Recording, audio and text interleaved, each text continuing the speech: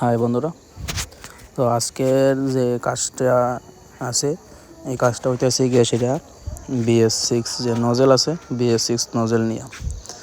তো এই নজেলটার মেন কাজ হয়েছে গিয়ে সেটা গাড়ির মধ্যে পিক আপের সমস্যা হইতো। তো প্রথমে টেস্ট করে দেখা গেছে কি নজেলের যে ব্যাক লিকেজ আছে ব্যাক লিকেজটা বেশি মারে, যার লেগে পিক আপের সমস্যা করে।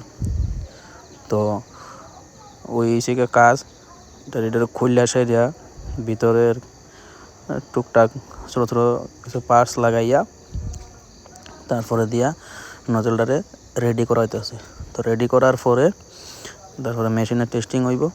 টেস্টিং হইলে পরে দিয়া টেস্টিং লাইন ওকে দেখাইলে ফায়ারিং ওকে দেখাইলেই নজলের কাজটা পুরো কমপ্লিট। তো কীভাবে করা হয় কাজটা দেখো তোমরা।